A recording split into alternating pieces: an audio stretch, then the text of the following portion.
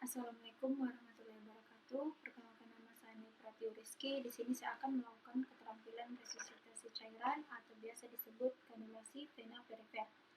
Resusitasi cairan sendiri itu pengertiannya adalah dengan membuat penusukan pada vena yang letaknya superficial di lengan, tungkai atau kepala dengan kateter intravena sesuai dengan indikasinya. Alat dan bahan yang disiapkan itu kita siapkan tourniquet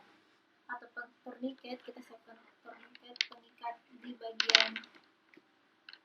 bagian tangan. Kita siapkan sarung tangan, kemudian kita siapkan larutan disinfektan, alkohol atau betadine. Kita siapkan spoit 1 cc, lidocaine 2%, infus set atau transfusi set. Kemudian kita siapkan larutan intravena yang terdiri dari koloid D5% dan lain-lain. Kemudian kita siapkan kateter intravena poliuretan protektif berbagai ukuran, ada yang untuk dewasa dan anak. Kita siapkan gauze steril atau pembalut steril, dan kita siapkan salep antibiotik, plester, dan siapkan juga wastafel untuk cuci tangan dan sabun antiseptiknya. Indikasi dilakukannya resusitasi cairan itu untuk pemberian cairan terhadap pasien, untuk tindakan resusitasi, untuk dilakukannya operasi, sebagai akses untuk obat-obat intravena, kemudian pemberian nutrisi parenteral perifer.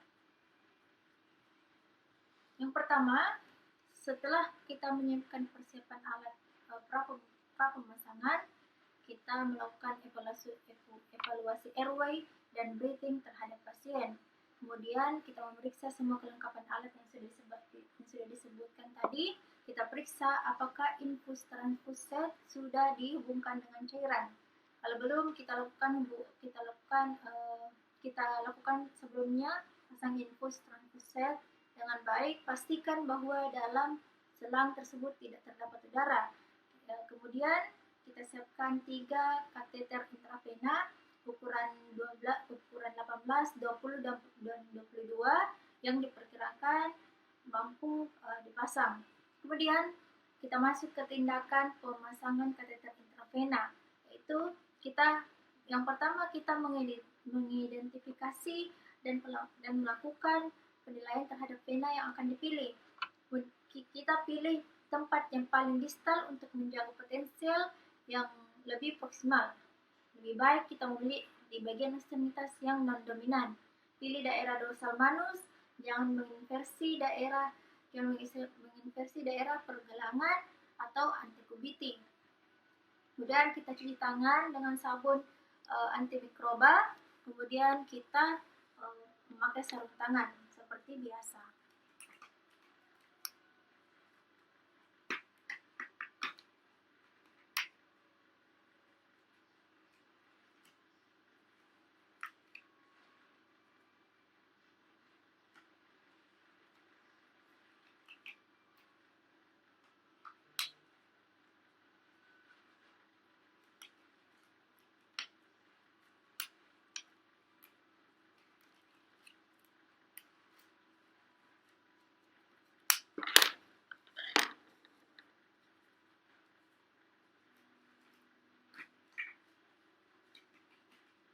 Kemudian jika sudah memasang sarung tangan, kita memasang tourniquet terhadap tangan pasien yang sudah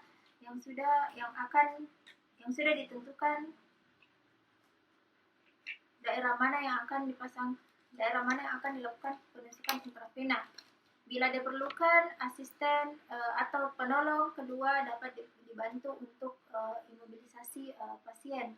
Pertama-tama yang kita lakukan itu aliran darah vena diperas terlebih dahulu di bagian distal, atau dapat pula dengan cara lengan diletakkan lebih rendah di pertengahan pergelangan tangan, tempat pemasangan tourniquet. Dan sebaiknya pada pertengahan lengan antara pergelangan tangan dan bahu dan siku, atau pertengahan tungkai bawah dan sedikit di bawahnya. Pemasangan torniket jangan terlalu kuat, tapi juga jangan terlalu lunak. Apabila menggunakan selang karet sebagai torniket, tidak boleh diikat dengan simpul mati. Kemudian bila torniket sudah dipasang tetapi vena belum terbendung, kita dapat melakukan tepukan pada vena seperti ini dengan telapak tangan, atau dilakukan pemanasan dan penghangatan vena dengan menggunakan handuk hangat yang telah direndam dalam air hangat supaya terjadi vasodilatasi.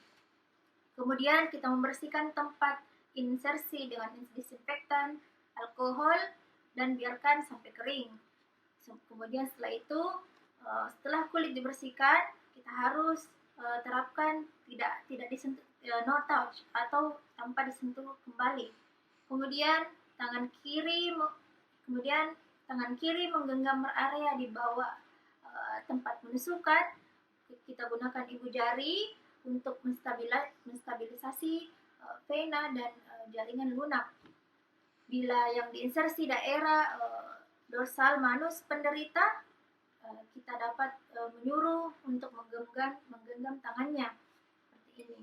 Kemudian kita lakukan anestesi lokal di daerah insersi dengan menggunakan jarum spoid 1 cc. Bila tersedia, sebelumnya diberikan anestesi lokal. Kemudian kita memposisikan jika ada bevel kateter intravena menghadap ke atas, pegang di antara ibu jari pasien dan jari telunjuk. Kita memegang kateter dengan membentuk sudut 45 derajat di atas permukaan kulit dan jaringan di bawahnya menuju vena, tapi tidak sampai menembus vena. Pendekatan yang dapat dilakukan dalam menusuk vena yaitu secara sentral kita lakukan tusukan langsung mengenai vena. Biasanya cara ini tidak terlalu baik karena apabila tusukan di bawah vena dan menyebabkan ekstravasasi apabila vena bocor. Kemudian secara pravena kita lakukan tusukan dari samping vena dulu, baru kemudian jarum diarahkan masuk ke dalam vena. Cara ini merupakan cara yang terbaik untuk mencapai vena pasien. Kemudian kita posisikan kateter lebih rendah hingga hampir sejajar dengan permukaan kulit dan gerakan ujung jarum melewati vena secara langsung. Kita dorong kateter memasuki vena secara perlahan. Kita pastikan adanya aliran balik vena. Apabila terasa sensasi yang dirasakan pasien, maka hal itu menandakan kateter telah memasuki vena. Kita dorong kateter beserta mandrinnya kira-kira sejauh 3-5 mm untuk memastikan kateter telah masuk di vena. Jauhnya dorongan dilakukan bergantung pada ukuran dan kedalaman vena dan ukuran kateter yang sudah dipilih. Kemudian kita menarik mandrin keluar, dorong kateter sampai pangkalnya menyentuh kulit. Jangan masukkan kembali mandrin ke dalam kateter karena dapat merobek kateternya. Terus buang mandrin di tempat sampah medis. Kemudian kita pastikan mandrin tersebut telah masuk ke dalam pembungkus kateter sampai terdengar bunyi klik dan buang di tempat yang aman. Kemudian kita lepaskan torniket pada lengan pasien. Kita hubungkan kateter dengan infus atau yang sudah disiapkan tadi, infus transfus set. Bila tersedia dapat dihubungkan dengan 3-way stop cock. Kemudian kita bilas dengan salin cairan intravena dan bersihkan bila ada sisa darah yang keluar. Kemudian kita keringkan lagi dengan gauze steril agar plasternya dapat melekat dengan baik sampai kering. Kemudian kita fiksasi kateter intravena, yaitu kita rekatkan plaster kita rekatkan plaster berbentuk kupu-kupu atau secara menyilang sedemikian rupa sehingga berbentuk huruf V di bagian pangkal kateter hingga menutup tempat insersi kateter tersebut. Kita gunakan 2 lembar plaster, satu untuk difiksasi kateter intravena dan yang satunya untuk fiksasi selang infus set. Panjang lebar yang digunakan sesuai ukurannya. Kemudian bentuk fiksasi dibuat seperti bentuk V agar keduanya tidak mudah lepas. Kemudian kita rekatkan satu plester. Sudah rekatkan satu plester, selang infus jangan dilengkungkan, baru difiksasi ke kulit karena akan membatasi kita bila akan